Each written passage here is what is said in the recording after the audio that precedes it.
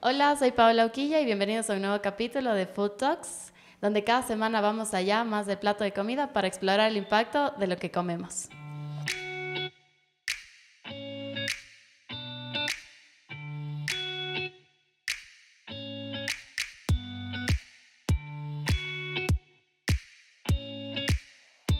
Bueno, y esta vez tenemos de invitado al doctor José Astudillo. Qué gusto tenerlo por acá. Muchas gracias por la invitación. Y bueno, bienvenido. Quisiera que haga una pequeña presentación y de ahí comenzamos con el tema de que vamos a hablar de hoy, que es la inseguridad alimentaria y cómo está afectando la sequía en Ecuador. Muy bien, muchísimas gracias, Paola. Mi nombre es José Astudillo, yo soy docente en la Universidad de Cuenca y en la Universidad de Cuenca tengo a mi cargo la cátedra de Sociología Ambiental y también Economías Alternativas. Tal vez desde allí vamos a hablar justamente de la seguridad y de la soberanía alimentaria. Qué gusto. Pero bueno, yo creo que empezamos explicándole a la gente un poquito qué es seguridad alimentaria.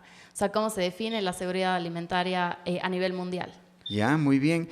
Me parece importante hacer una diferencia entre seguridad alimentaria y soberanía alimentaria. Cuando hablamos de seguridad alimentaria estamos hablando del acceso que debe tener la población a los alimentos. Entonces, en ese sentido, de hecho, que el Ecuador es uno de los países más inseguros en la alimentación, porque existe un altísimo grado de pobreza, un altísimo nivel de pobreza. Entonces, el nivel de pobreza y la falta de acceso de los habitantes a la alimentación le vuelve inseguro. Seguridad alimentaria efectivamente es eso, tener acceso a los alimentos. ¿Y quiénes deben dar los alimentos? Pues son las propias comunidades desde su producción, también el Estado es responsable a través de las políticas que implementa tener alimento para la población y desde el comercio internacional también. Y aquí la diferencia con la soberanía alimentaria. Antes de que pasemos con el concepto de soberanía alimentaria, si Ecuador es un país tan diverso, con 3 regiones, con diferentes altitudes, latitudes y una riqueza en suelos bastante significativa, ¿por qué se puede dar este tema de inseguridad alimentaria si se ve que se puede dar una variedad de cultivos en el campo y así? Pues tú tocas un tema de fondo, Paola. Yo creo que el Ecuador no ha definido una matriz productiva. Okay. Todavía la matriz productiva del país es extractivista y está basada en la venta de productos y nosotros desde la independencia comenzamos como primario exportadores. Comenzamos pues cultivando cacao para enviar el cacao y para que nos envíen los chocolates de otros países elaborando. Después producíamos pues banano y solamente así iba la fruta. Y en el 72 el milagro, entre comillas, del petróleo y vendemos el petróleo para que nos envíen los derivados. Y así estamos. Ahora está la economía del país queriendo extraer minerales, oro, plata, platino y minerales también raros en tierras. Claro, para enviar a otros países, para engrandecer esas economías y para que también nos envíen sus derivados. El problema grande es que teniendo una riqueza enorme, no aprovechamos esa riqueza para el cultivo de la tierra. Por ejemplo, este momento, ya más adelante hablaremos de lo que me has invitado tú, pero tú tienes las comunidades, por poner un ejemplo muy claro, las comunidades de Tarqui, Victoria del Portete, que son comunidades que producen pues leche, cultivos como maíz, oca, papa, cebada, etcétera, y esas comunidades en este momento están en carestía de agua y tienen una enorme amenaza de matriz productiva. Allí quieren hacer minería. Entonces, cuando exista minería allí, va a disminuir el agua, va, por lo tanto, la gente a empobrecerse más, se va a volver más insegura su alimentación y van a ser menos soberanos todavía. Claro, y ahí entra el tema de la soberanía alimentaria, que ¿cómo se puede definir a la soberanía alimentaria? La soberanía alimentaria es la capacidad que tiene la población de acceder a los alimentos desde sus propias capacidades y recuperando sus propios productos. No se trata de tener una seguridad alimentaria accediendo a alimentos de exportación no más. Está bien la exportación, está bien el intercambio comercial, pero la soberanía tiene que ver con la recuperación, por ejemplo, de los productos propios.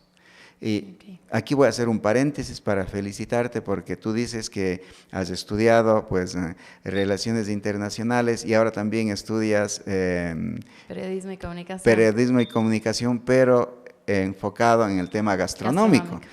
Me encanta que tú hayas tenido esta inquietud de decir, hay que hablar un poco de la soberanía alimentaria porque estás estudiando el tema gastronómico, ¿no? Te voy a contar una anécdota. Tengo un amigo que se llama Gregorio Villasís. Goyo Villasís se apoda él el Labriego.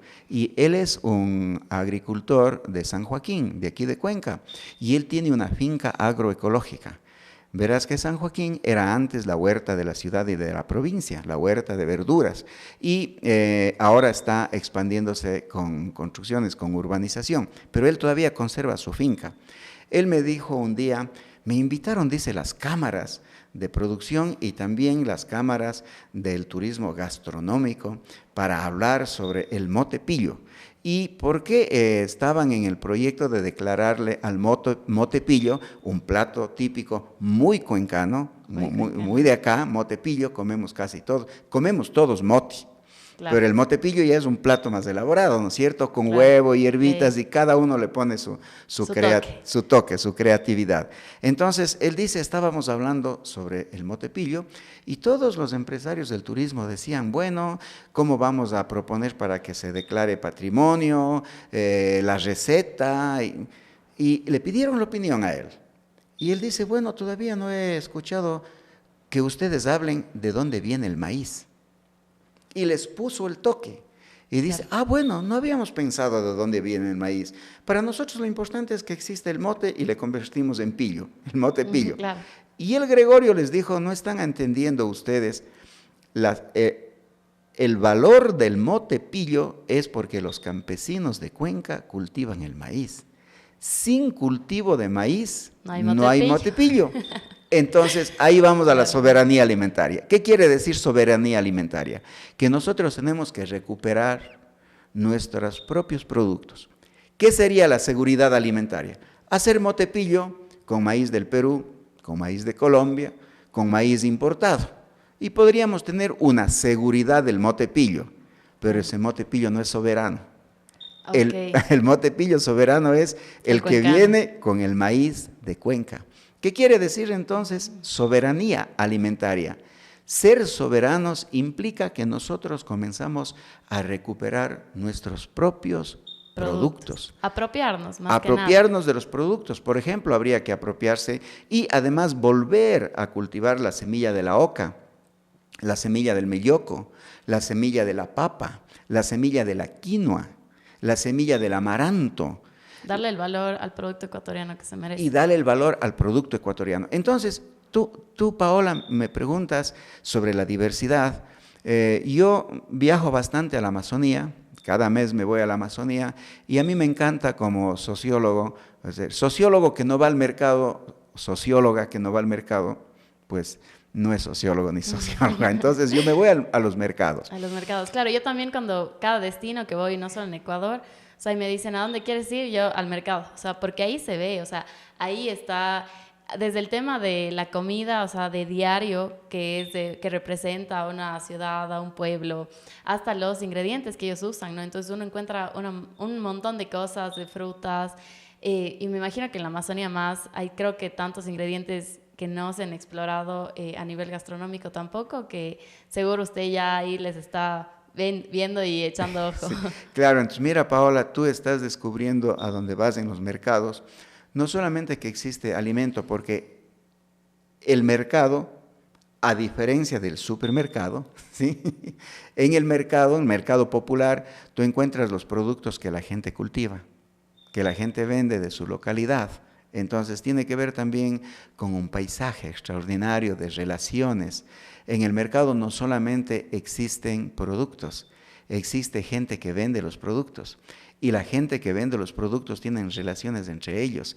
Y los compradores se conocen, Por eso tú has ido a un mercado y alguna persona que dice, yo tengo mi caserita. ¿Qué quiere Claro. decir? Que ya sabe a qué persona le va a comprar. Y la persona que vende está esperando que le venga a visitar, no que le venga a comprar. Claro que le interesa vender y claro que le interesa también el producto de su venta, que es el dinero, evidentemente. Claro. Pero siempre esa gente dice, usted no me ha venido a visitar esta semana. Esta semana. Pero es sí. a visitar, es la relación. La soberanía alimentaria, los productos, la comida, tiene que ver con eso, Paola. Tiene que ver con relación, tiene que ver con comunidad, tiene que ver con encuentro. En la historia de la humanidad, el alimento ha servido fundamentalmente para El relacionamiento. relacionamiento. Sí, todo gira Claro. alrededor de la comida. O sea, Así es. Es una fecha importante, se hace una cena, un almuerzo, es un cumpleaños, siempre, o sea, es algo que justo lo he tocado y me lo han dicho alguna vez, somos seres sociales que giran sus relaciones en relación a la comida. O sea, una manera de celebrar siempre es con comida. Bueno, hace... En las épocas medievales, cómo se hacían el tema de los banquetes y cosas así. Obviamente ahorita cada quien lo maneja a su manera, ¿no? Y con sus costumbres y así. O sea, desde el hecho de que comemos 12 uvas en Año Nuevo es parte de cierta cultura, de ciertas creencias, hasta el hecho de que apenas acaba de pasar el tema de la colada morada. ¿Ya? Que son, exacto, o sea, como son cosas que uno, obviamente, recuerdos que guarda en la memoria, más que como una receta como tal. Como hablamos del mote pillo, ¿no? Es mote con huevo y queso y cebollita, que hay gente, obviamente, que le añade más, pero es el valor que tiene para un cuencano el mote, pero obviamente del maíz que proviene de la ciudad, o sea, de esa variedad de maíz. Ese es nuestro mote pillo, con maíz cultivado en nuestra zona, en la región sur del Ecuador, ¿no es cierto? Otro tema importante en la soberanía alimentaria es el tema de la cultura. La comida da identidad, ¿sí? Y alrededor de la comida se construye la cultura. Por eso, en el mundo de la migración, quienes estudiamos la migración, hablamos de la comida nostálgica. ¿Qué es la comida nostálgica? Aquella que te trae recuerdos, ¿eh? Mira, Claro. yo alguna vez fui a visitar a una persona en Estados Unidos y le pregunté, ¿Qué te llevo? ¿Qué te llevo? Y me dijo, mortadela del mercado 10 de agosto. Bueno, yo le dije, mira, que esa mortadela del mercado 10 de agosto no es tan buena, no Claro, está bien no es- hecha. Y además tú estás en Estados Unidos, que seguramente tienes muy buenos embutidos. ¿Por qué quieres este embutido? Claro, en el mundo de los industrializados. Claro. Y cuando yo le llevé esa mortadela, él me dijo, quiero sentir el olor, porque sintiendo el olor, tengo recuerdos de mi tierra. Mira tú, Claro. ¿qué es lo que tiene la nostalgia? O tú tienes, por ejemplo, personas que van a estudiar, y que te vas a visitarles en otros países como en España, en Alemania, y si no llegas con manichos o manicris, no puedes Claro. llegar.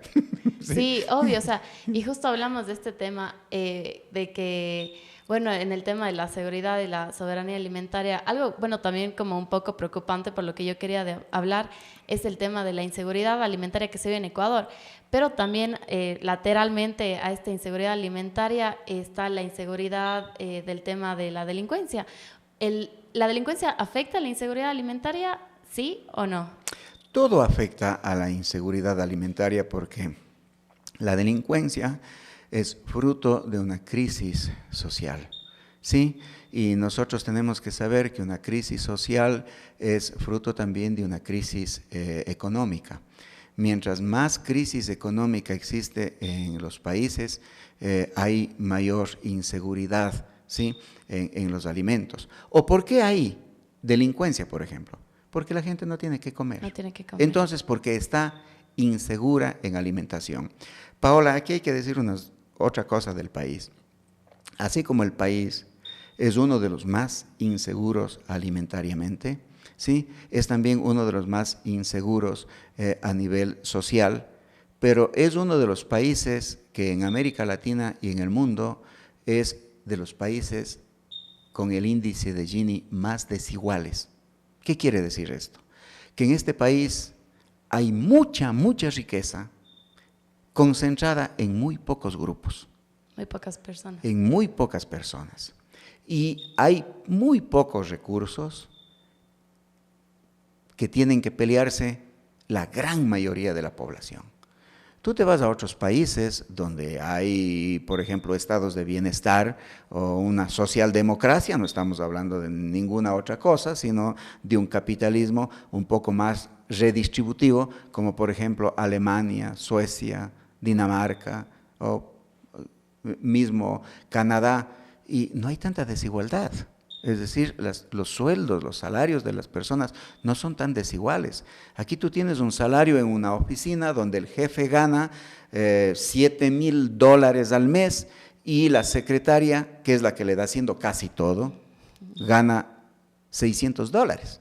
Claro. Entonces, esa desigualdad unida a la falta del trabajo es lo que provoca una inseguridad, porque cuando tienes un salario muy bajo, no tienes cómo acceder a los alimentos, claro. Están inseguros alimentariamente. Sí, porque además, bueno, este tema de la inseguridad alimentaria es estas personas que sí puedes tener el acceso a alimentos, pero no alimentos de calidad, o sea, sino este tema de los ultraprocesados, o sea, alimentos que nutricionalmente no te ayudan. Y vamos desde cuando uno es niño, todo el tema del desarrollo, de que crezcas bien, de que puedas desarrollar toda tu función corporal, depende de cómo te alimentan desde pequeño. Entonces, es gente que muchas veces por falta de dinero no tiene acceso a estos alimentos, y obviamente falta de vitaminas, falta de nutrientes que desencadenan este tema desde que nacen, ¿no? La desigualdad está desde que una persona puede nacer, desde el hecho de cómo puede llegar a alimentarse. Claro, está también allí atravesado por un tema muy grave que es el consumismo. El consumismo ha hecho que las sociedades se vuelvan inseguras en la alimentación y pierdan su soberanía. Te pongo un ejemplo. En algunas comunidades, los niños que iban a la escuela y llevaban de fiambre o llevaban, qué sé yo, para su recreo, un poquito de mote con un trozo de panela o unos bocadillos, Cuando los papás van fuera y les envían dinero, pues dejan ese alimento que les da vergüenza y compran Cheetos y Coca-Cola, ¿sí? Entonces, ese consumismo hace que evidentemente, entre comillas, suban un poquito de estatus comiendo alimento chatarra. Y eso ha hecho que en la mentalidad de la población y en la mentalidad de los niños, de los jóvenes, de todos, esté eso, ¿no? Fui a visitar unos cerros justamente por el tema del cambio climático y de la sequía. Fuimos a visitar las lagunas de Quimsacocha, que son lagunas en nuestra provincia, donde sale de allí el río Yanuncay y el río Tarqui, y también muchas fuentes de agua. Y llevamos algo para compartir. Fuimos 8 estudiantes de la maestría, te estoy hablando de profesionales, y nos visitaron también, o fuimos también con 4 campesinos. El momento de poner en la mesa común para compartir, 2 campesinas pusieron manzanas y bastantes guineos. Los guineos son baratos, ¿no? Claro. Y compartieron guineos. Y cuando sacaron los profesionales de la maestría, sacaron papas fritas, chitos, cola, y les dio vergüenza. La primera reflexión que hicieron ellos fue: esta es una de las mejores clases en soberanía alimentaria y seguridad alimentaria que nos han dado estas mujeres, que a lo mejor no son terminadas la escuela.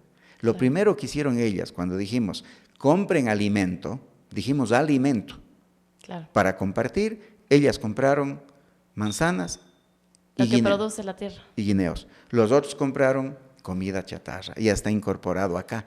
Nos hemos vuelto inseguros en la alimentación, y la inseguridad en la alimentación está acá en la mentalidad, porque desde acá es que nosotros vamos y compramos la comida chatarra y no valoramos lo que tienen nuestras propias comunidades y no valoramos lo que tienen efectivamente nuestras propias culturas. Yo creo que ahora en la propuesta gastronómica de algunos pueblos se está volviendo es una tendencia. Es una tendencia ya, volver a recuperar.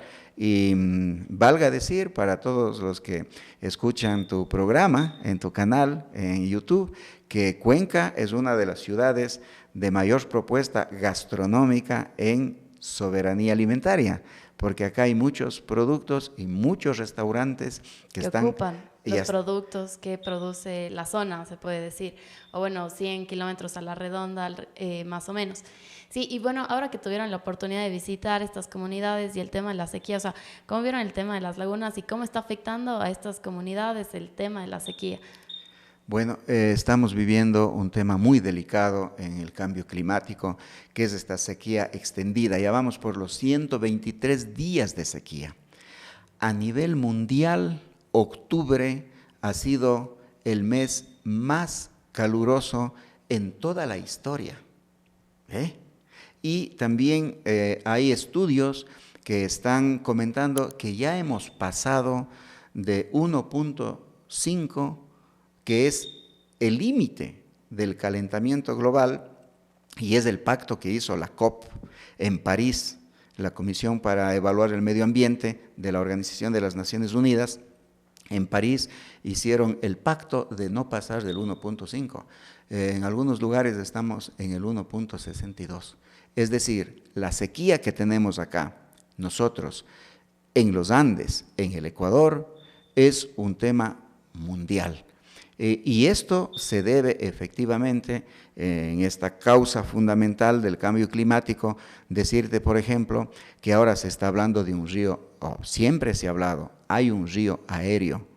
¿Cómo se genera la lluvia para el Amazonas?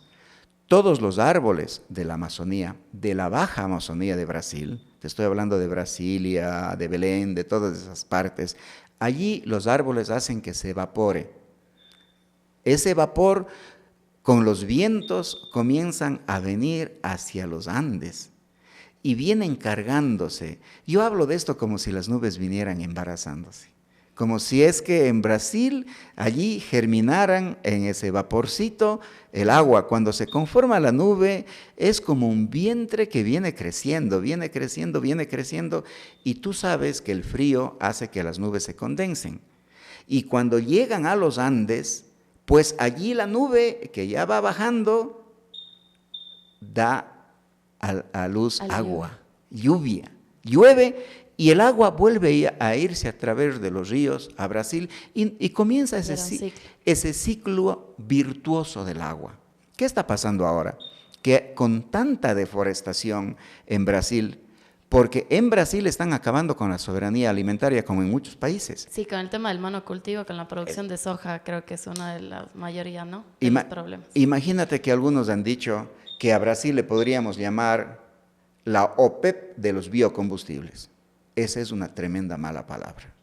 O sea, ¿cómo vamos a cultivar soya, caña de azúcar, remolacha, maíz para hacer combustible para los carros?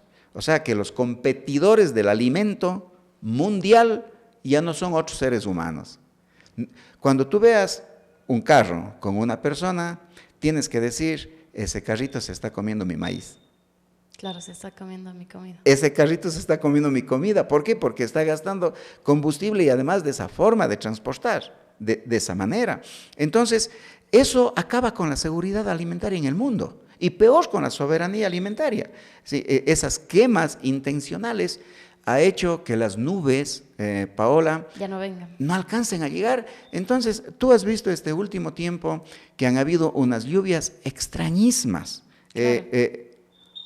Hubo el tema de el granizo, o sea, un sol infernal, 30 grados al mediodía y de ahí una lluvia con granizo, que obviamente es un alivio para la gente, pero no es algo normal. No es algo normal. Y además en un sector muy localizado. Es decir, tú puedes salir en 5 minutos y encontrarte con otra vez el sol. Y acá está cayendo esa agua. Y yo llamo a eso, Paola, que la nubecita ha abortado. Okay. Porque no llegó a su ciclo completo donde debe hacer caer toda el agua. Y de ese proceso somos culpables todos. Sobre todo las grandes empresas que contaminan. Entonces, ¿cómo está afectando esa sequía? Claro, porque las grandes empresas tienen el poder, o sea, tienen el poder mayoritario de producción y distribución de los alimentos. Así es. Obviamente no solo en Ecuador, sino a nivel mundial. Y, o sea, ¿cómo ¿cuál es la responsabilidad al final del día de ellos en el tema, en este tema? O sea, ellos cómo hacen frente, o para usted cree que están dejando por completo en el olvido a las pequeñas comunidades y a las personas más vulnerables.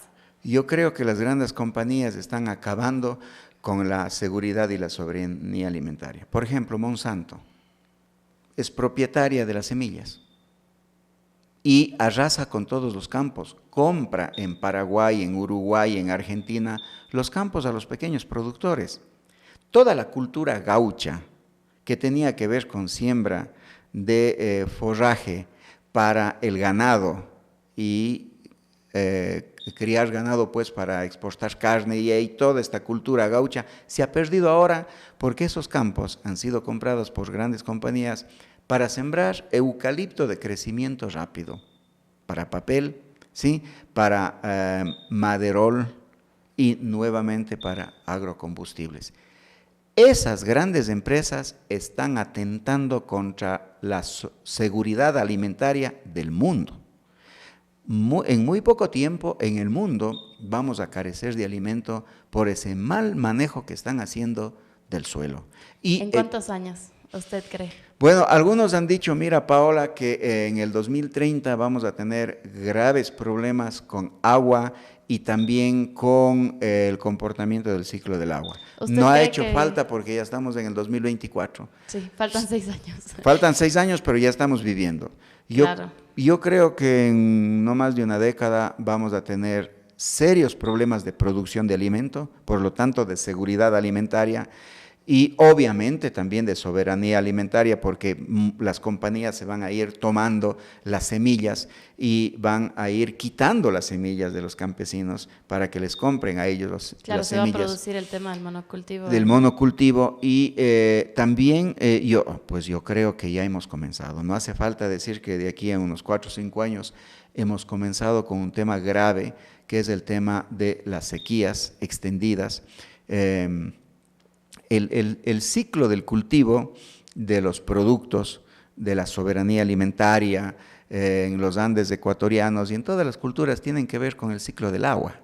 Por eso en septiembre en los Andes se hace el Quilla Raimi, la fiesta de la luna, la fiesta de la feminidad, la fiesta de la producción. Entonces en agosto se prepara el suelo, en septiembre se comienza ya la siembra, en octubre también se pone la semillita. Es una fiesta de la feminidad en la cosmovisión andina porque es la fiesta de la germinación.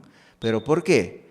Porque ellos sabían que pronto viene el agua, acaricia la tierra, humedece la tierra y hace que brote, y en el 21 de diciembre, entonces ya otra fiesta en los Andes, ¿no es cierto?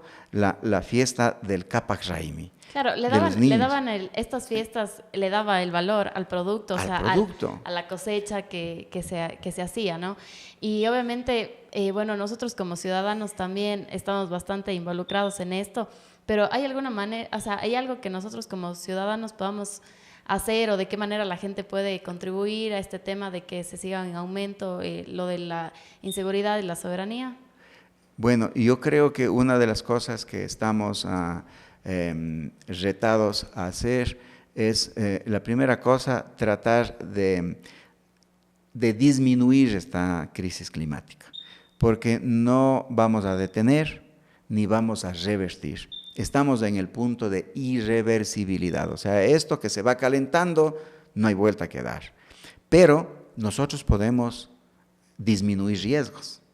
Por ejemplo, una forma de disminuir riesgos debe ser con una reforestación agresiva, es decir, tenemos que volver a plantar árboles con acción, como una acción inmediata. Eso están haciendo ya en algunas ciudades de Suiza, por ejemplo, están hablando de las ciudades de esponja, es decir, sembrando muchos árboles para que conserven allí el agua. Entonces, un tema importantísimo es el tema de la reforestación, no solamente de los Andes ni de las ciudades, sino de una reforestación y del cuidado de uno de los biomas más megadiversos que tiene el planeta, que es la Amazonía. Porque tenemos que saber que en el planeta, la Tierra, esta Gaia, es un sistema de interrelaciones. Todo está interrelacionado. Como dice el gran jefe Sitle, por allá, por el año de 1800, cuando le contesta al presidente Pearson, le escribe una carta, el presidente Pearson le quería comprar las tierras, y él le escribe una carta preciosa, y al final le termina diciendo, tengan cuidado, lo que le pase a la tierra, le pasará a sus hijos. Claro, nosotros somos los hijos. Es un problema de todos, ¿no? O sea, es que como nosotros, la tierra no nos pertenece a nosotros, Paola. Nosotros pertenecemos a la tierra. Y eso no hemos logrado comprender. Todavía en este sistema vigente en el que estamos, crecentista, ambicioso, acumulativo, y de tener una propiedad privada así y demasiado individualizada, creemos que todo nos pertenece y que la tierra nos pertenece. La tierra cuando muere no se hace carne. Nosotros que somos carne, cuando nos morimos, nos hacemos tierra. Por lógica, nosotros pertenecemos a la tierra y no la tierra a nosotros. Entonces, la primera cosa es saber eso para que entendamos que debemos cuidar la tierra, porque si la tierra está herida, nosotros nos herimos. Paola, cuando hay sequía, después de que te pegas un baño, ¿cómo queda tu piel? Bien, súper bien. ¿Ya? Y cuando hay un clima seco, no está húmedo el suelo, ¿cómo está la piel? Seca. Se seca la piel. Claro. Nuestra piel se seca cuando la tierra se seca. Es clarísimo. Si nosotros viajamos a un clima húmedo, nuestra piel se vuelve húmeda. Es tan lógico que nosotros tenemos que entender este proceso para saber que tenemos que cuidar esa tierra, para que el dolor de la tierra no nos pase el dolor a nosotros. Nuestra inseguridad social es porque hay inseguridad de recursos. Dentro de poco tiempo es probable que ya no estemos peleando solamente contra los delincuentes que nos roban las carteras, que nos roban las casas. A lo mejor nosotros mismos nos convirtamos en delincuentes y vamos a robar agua. De agua, o sea, se habla de que la Tercera Guerra Mundial será por agua, o sea, el tema del agua como recurso es un recurso que se está agotando y como vemos ahorita, que se ve que va a haber racionamientos de agua, que tenemos un país completamente seco, con cortes de energía por esto, se ve, o sea, como este recurso se está agotando, pero exacto, es como hablar de, ok, este recurso se está agotando, pero ¿por qué se está agotando? Porque, exacto, el tema de la deforestación que hay es muchísima, entonces es como que no regresamos a ver que este ciclo de las plantas es el que nos puede ayudar al tema de que nosotros tengamos agua como tal. Paola, debemos parar esta irracional presión al suelo. Yo veo cada vez más que los valles se convierten en lugares vacacionales y valles que eran productivos, como Gualaceo, como Paute, sobre todo un valle precioso que tenemos cerca de Cuenca, el Valle de Yunguilla, que se produce yuca, café, alberja, frijol, maíz, pues de ahí sale la panela, por decir algo, ¿sí? Donde teníamos esa cantidad, hasta el trago, traíamos de ahí, buen trago, buen licor, sí. ¿No es cierto? Ahora ya no tenemos eso. ¿Qué tenemos en Yunguilla? Fincas. Quintas vacacionales. Con piscina. Con piscinas, palmeras exóticas y llano. Yo escuché a algunas personas que dicen, porque hay que lucir también el traje que uno va a la quinta, ¿no es cierto? Claro. Ahora ya no puede ir así nomás, sino ahí hay unos trajes especiales. Y claro, entonces la gente tiene miedo a los moscos, porque si me voy con minifalda o si me voy con un shortcito, me van a picar los moscos. Ah, no te preocupes, yo en mi propiedad mandé a fumigar todo para que no hayan moscos, y no hayan abejas, Las abejas. no hayan insectos, no hayan bichos, que es la diversidad. Que es su hogar, ¿no? Es su hogar. Claro, o sea, que es su hogar y como dicen, ¿no? Los humanos no respetamos, no estamos como respetando estos límites de la naturaleza como tal. Yo, por ejemplo, en el tema de las abejas, apenas me llegué a enterar que hay empresas que llevan las abejas a ciertos... Claro, polinizadoras. Exacto, o sea, que ya, o sea, en sí tampoco ya hay suficientes abejas, que obviamente es un negocio. O sea, ahorita el tema de llevar abejas de un país a otro, o sea, cuando eso debería ser de manera natural en todo lado. O sea. Están allí, entonces, todo esto tiene que ver con seguridad alimentaria, porque las abejitas lo que hacen es permitir la fecundación y polinizan las plantas, las frutas, permiten que exista alimento. Entonces, la eliminación de todo esto, ese respeto a la diversidad, mira que todo esto tiene que ver con un modelo de desarrollo, con un modelo de crecimiento y de expansión urbana. Entonces, acá las políticas, por ejemplo, de la ciudad, las políticas del Estado, tiene que ser la conservación del suelo agrícola y la promoción y el incentivo para que las personas puedan cultivar y sembrar. Claro, yo veo que la verdad se paga muy poco por por lo que se cultiva. La gente se ha llegado, bueno, en Ecuador, como digo, es tan diverso que uno va al mercado y está acostumbrado a encontrar frutas y así, o sea, varia cantidad desde $1, ¿no? Entonces, ya pasa, ¿no? Con los países súper desarrollados donde ya murió el suelo agrícola, no tienen, y obviamente importan todo eso y el precio se triplica, pero en Ecuador no se da primero no se da el valor, yo creo que no se da el valor a todos los productos ecuatorianos, en el hecho de que no es tan común, por ejemplo, de que la gente consuma ocas, que consuma mellocos, entonces es como que la gente no dice, no, qué feo, pero no encuentra una manera de seguirlo consumiendo para que no se pierda esa variedad, ¿no? Y aparte en el tema de que no se le da esta retribución que tiene un pequeño agricultor. O sea, esta gente del campo, como dicen, ¿no? Es como gente que se siente menos, tal vez en esta sociedad ya completamente urbanizada, con gente preparada, pero son cosas que a veces yo digo, bueno, no es necesario, o sea, ellos le dan el valor. Y como dicen, en el campo nadie se muere de hambre, pero ¿qué tipo de alimentos también se están consumiendo? O sea, de que la tierra va a dar, pero ¿qué calidad también es algo lo que la gente a veces deja de un lado, ¿no? O sea, como que sí va a haber alimentos, obviamente, se ve, o sea, hay un tercio de la población actualmente muriéndose de hambre y hay un tercio de alimentos botándose todos los días también. Entonces creo que como hemos visto que hay esta disponibilidad inmediata de alimentos, la gente ya no, o sea, es como que se dañó a la basura.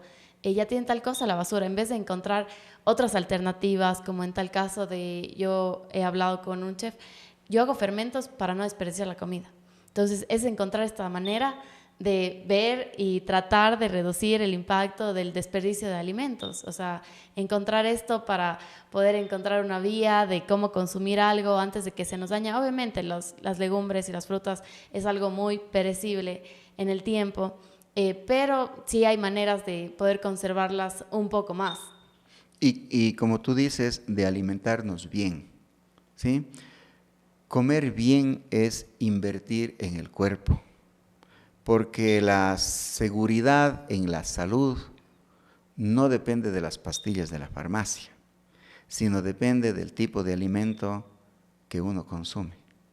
Entonces, los lugares donde existe niveles de vida altos, longevidad, son lugares donde la gente, primero, tiene alimento de calidad. El alimento de calidad tiene que ver con un alimento nutritivo, con un alimento directo de la tierra, no necesariamente con un alimento caro, costoso, ni procesado, ¿sí? Después tiene que ver con el tiempo, con la paz. ¿Sí? Mira tú, la comida rápida. La comida rápida es no comer bien, no tener tiempo para comer. Pero uno tiene que tener tiempo para alimentarse. Conscientemente, ¿no? Conscientemente. Aquí, por ejemplo, cuando el New York Times sacó un artículo diciendo que Pepe Mujica, el expresidente de Uruguay, que es un viejito muy escuchado y que ya está yendo a morir, el presidente más pobre del mundo, Pepe Mujica al día siguiente le dijo: hey, ustedes están equivocados. Yo no soy el presidente más pobre del mundo. Yo, por ejemplo, el día domingo como el mejor lomo, con el mejor vino, y yo mismo me preparo e invito a los amigos con quienes quiero comer, disfrutando y en paz. De la vida. En cambio, otros presidentes no saben lo que comen y tienen almuerzos, desayunos y meriendas de trabajo. Mientras están comiendo, les están hablando a los oídos. Claro, o bueno, están pensando en las mil y un cosas. O están pensando en los mil y un negocios. Esos son pobres, dice. Esos son pobres. Ni viven bien, ni comen bien. En cambio, yo soy una persona muy rica.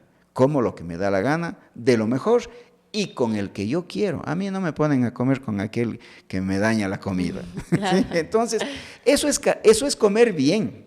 Eso es comer en paz, comer con personas que te dan buena energía, que tienes el tiempo. Hay que cambiar los conceptos. La soberanía alimentaria implica también cambiar el concepto y también adaptarnos nosotros a lo que estamos viviendo. Yo quisiera volver a retomar eso que me preguntaste ya hace algún rato. ¿Cómo están afectando las sequías a la producción? Estamos viviendo un tiempo bien difícil. Los campesinos han sembrado ya y este momento no llueve. Y en la producción hay un elemento que se pasma la semilla. Cuando está muy, muy, muy seco, el maíz o la semilla se seca y se pasmó. Entonces, yo creo que cada vez más los campesinos y las campesinas atinan menos porque el clima, el planeta está comportándose con dolor. Sí. Y cuando uno se comporta con dolor, con enfermedad, tú no sabes qué te va a pasar.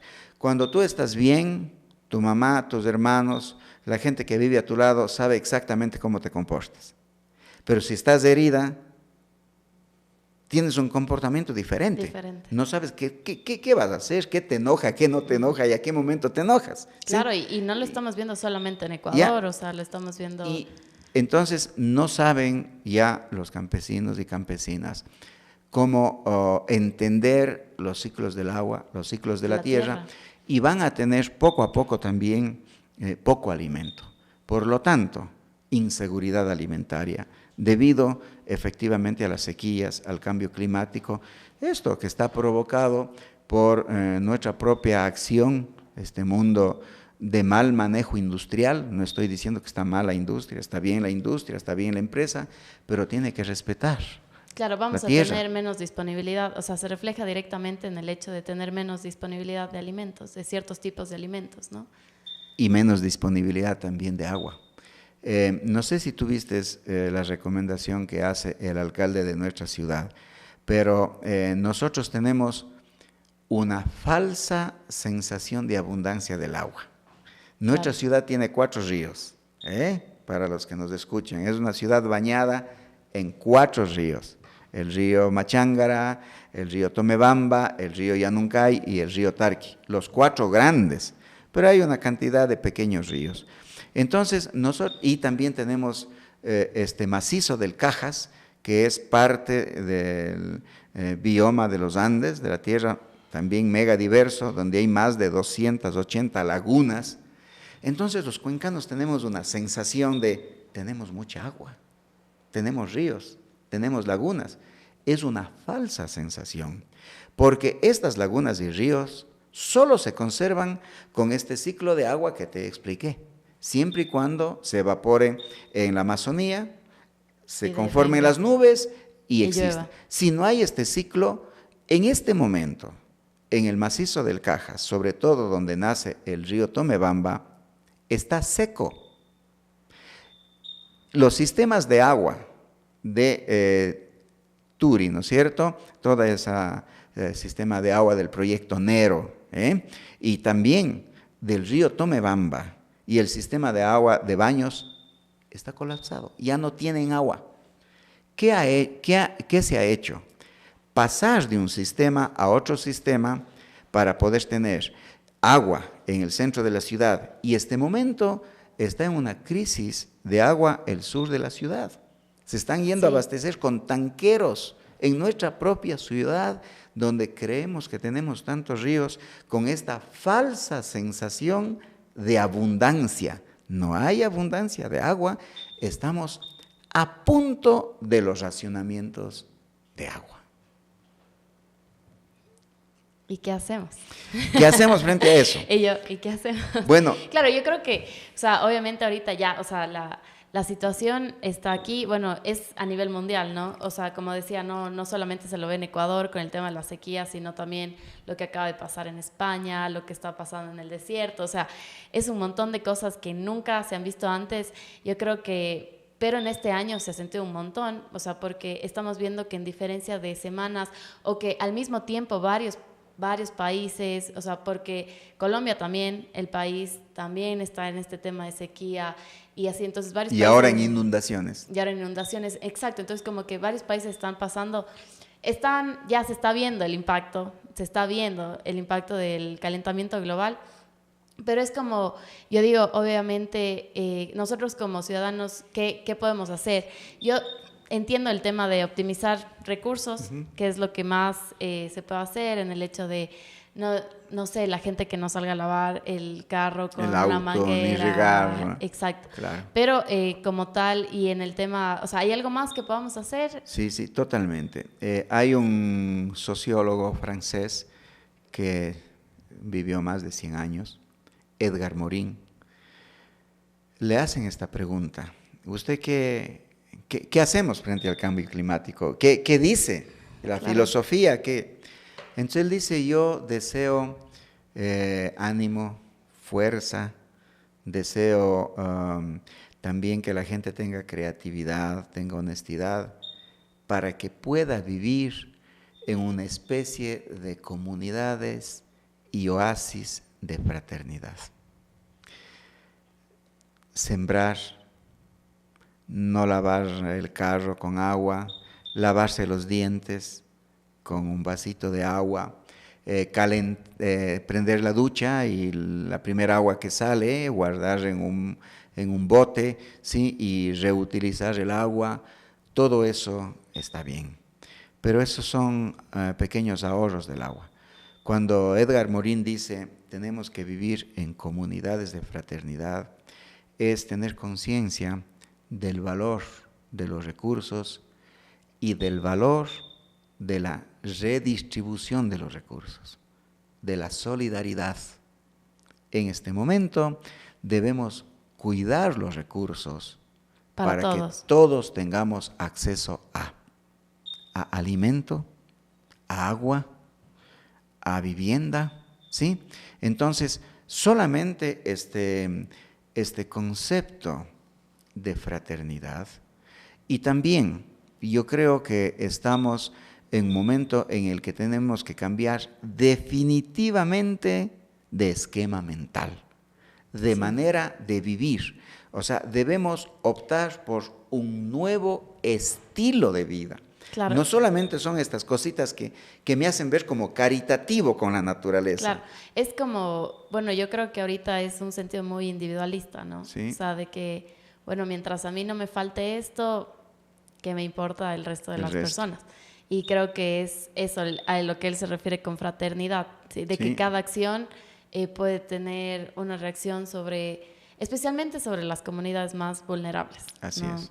Entonces, sí, yo creo que, bueno, es algo que la gente lo tenemos que todos reflexionar, todos en conjunto en nuestros hogares, y obviamente o sea, entre una de las últimas preguntas, si este tema persiste, o sea, como que, ¿cómo usted ve el panorama en el tema de la inseguridad alimentaria en unos 5 a 10 años? Si el tema persiste a nivel de crisis planetaria, de riesgo ambiental, ¿sí? Hay un sociólogo también alemán muy famoso que se llama Ulrich Beck. Él dice que nosotros vivimos en una sociedad de riesgo y lo que prima aquí es la incertidumbre, el riesgo ambiental. Sobre todo, la sociedad de riesgo se caracteriza por este cambio climático, por este calentamiento global y que pone en crisis también el mismo sentido de lo humano, de la solidaridad. Esta sociedad de riesgo, si persiste así, y si persiste así el calentamiento global, yo veo un altísimo riesgo social y alimentario. Es decir, el riesgo alimentario será el instrumento porque tendremos sociedades muy violentas, peleándose por los recursos, no solo por el agua, peleándose por el agua, peleándose por la comida, peleándose por el acceso a bienes comunes como espacios de recreación, tierra, etc. No, yo aparte de ser docente soy religioso. Okay. Entonces, desde el lado religioso yo promuevo un tiempo de esperanza y tenemos que encontrar esperanza en medio de... Ahorita en sí hay mucha incertidumbre. Sí, por ejemplo, este tema de los cortes de luz ha generado mucha incertidumbre, ansiedad, mucho enojo, estrés. Ansiedad. Exacto, o sea, y bueno, hay mucha gente también que se está muriendo con el tema de la luz, ¿no? Claro. Que es algo muy evidente. Y exacto, la gente dice, no, es que yo no sé, desde el hecho de comprar un generador o no. Hay gente que dice, no, yo no sé si comprar un generador porque no sé si mañana llueve y ya no necesito. Pero claro. Si no llueve en 3 meses, exacto. Y el negocio se le va a pique. ¿Sí? También. Entonces, es la incertidumbre. Sí, se está viviendo en eso. Yo veo que la realidad avanza hacia allá. O sea, no puedo por más... positivo que sea y porque tenga fe, etcétera, o sea, la realidad avanza hacia allá. Entonces, yo aspiro que podamos reunirnos en comunidades de prácticas fraternas, sororas, o sea, solidaridad y sororidad entre mujeres, fraternidad entre hombres, fraternos sororales entre hombres y mujeres. Y yo creo que una de las cosas que se debe hacer es como sucede en el Titanic. A mí me encanta del Titanic los músicos, porque todo mundo quiere salvarse y este señor que comienza a utilizar el diamante, cree que puede comprar el bote, la vida con el diamante, que puede comprar el amor con el diamante. El diamante no le sirve de nada cuando se hunde el Titanic. Lo mismo va a pasar en unos años. Así es. El dinero no va a servir. Ni el oro, ni la plata, ni las minas de oro nos van a salvar. Claro. Y entonces, ¿qué pasa con los músicos? Ellos tocan, ellos dan alegría, dan esperanza y se despiden a cada rato. Sí, dice, bueno, ya se hunde el barco, vamos, pero cuando se dan la vuelta no saben a dónde irse. Claro. El único lugar de ellos es mantenerse haciendo música, tocando para ellos estar alegres, ellos estar en su música y los otros oyen esa música hasta el final.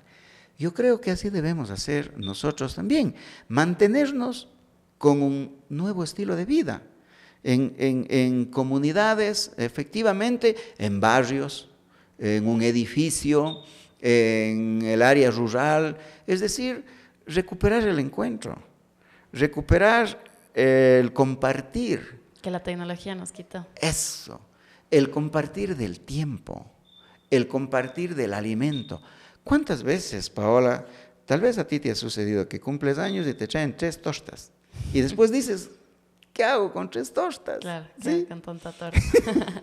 Puedes. Yo reparto. Yo la verdad, Eso, yo qué sí chévere. soy así de... ¿Y tú repartes? Sí, Qué sí, sí. lindo. En mi último cumpleaños, coincidencia, no estaba acá, me regalaron un pastel hermoso. ¿Qué hiciste? Y obviamente di un pedazo, ese momento nos servimos, pero era un pastel grande, ¿no?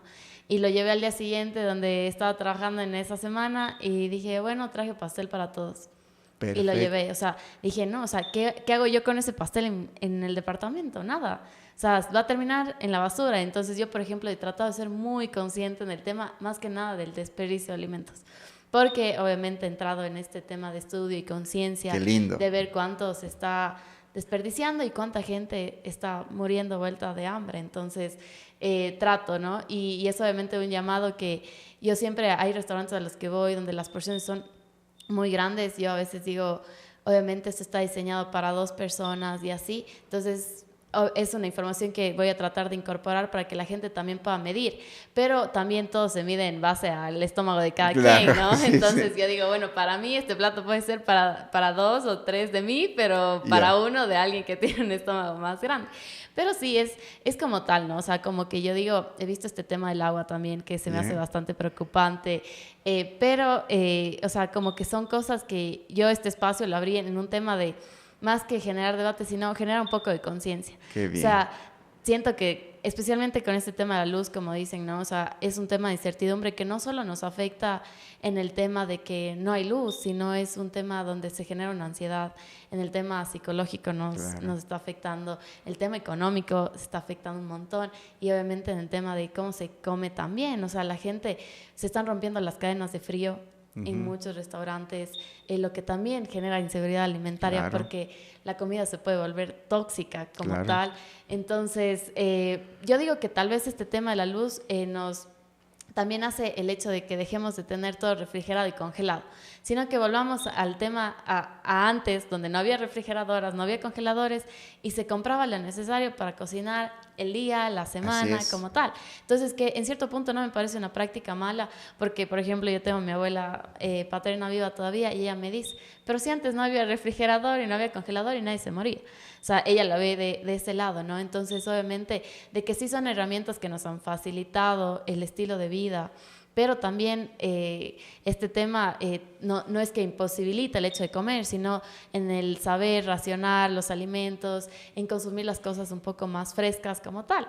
Y aprovechando eso ya para cerrar, yo le quería hacer la pregunta de cuál quisiera, bueno, primero de qué plato le hace sentir en casa y por qué. Bueno, a mí, así en casa me hace sentir un cuy. Sí, con papas, con papas. Pero, ¿tiene algún recuerdo, alguna memoria en especial de este plato? Sí. Mi mamá siempre mataba cuyes y mata cuyes y horna un pollo cuando hay fiesta. Entonces siempre ha habido cuy con papas y pollo. Y de hecho, mi mamá que vive en la Amazonía, está solita ya, tiene 86 años, ella tiene una casa pequeñita y al lado tiene una mini granja con cuyes, pollos y gallinas. Y nosotros le hemos dicho a ella que ya deje eso porque está mayor y tiene riesgo al irse. Y ella nos ha dado una clase de cultura, soberanía alimentaria, comida nostálgica. Ella dice, no, yo voy a tener esto hasta cuando me muera, porque cuando ustedes vienen, comen esto. Esto tengo para cuando venga cada hijo. Tiene hijos en el exterior y yo vivo acá en Cuenca. Claro. Entonces, es una de las cosas que me ancla muy, muy fuertemente a la tierra. ¿Sí? Qué bueno. ¿Sí? Y bueno, de ello la otra pregunta es, ¿cuál quisiera que fuera su última comida? Mi última comida. Bueno, yo me quedaría tranquilo con una sopa de quinoa. Una sopa de quinoa, sí. Okay. Y un arroz con porotos. Bueno. Claro, es que eso se veía antes, ¿no? Claro. El tema del arroz con papa, con porotos. Con porotos y choclo y ya. Y ya está. No, qué bueno y qué gusto. Igualmente, no sé si quisiera dar algún mensaje ya para cerrar. Creo que debemos cultivar nuestro alimento.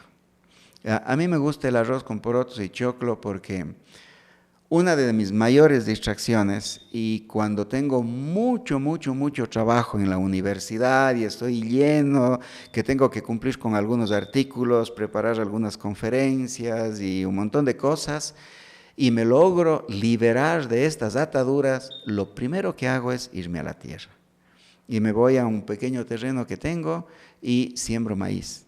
Y como mis choclos y mis porotos propios.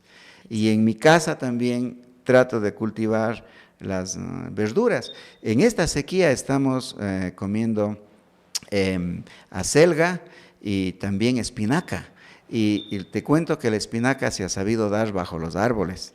Se da, yo tengo un árbol, una higuera, yo pensé que se iba a morir, pero la espinaca está perfecta. Está bien en sequía y bajo el árbol. Entonces, yo creo también que debemos al máximo tener en nuestras casas algo de alimento, algo de cultivo, un toronjil, una hierba luisa, una manzanilla, alguna cosa que nos sirva también para tener esa cercanía.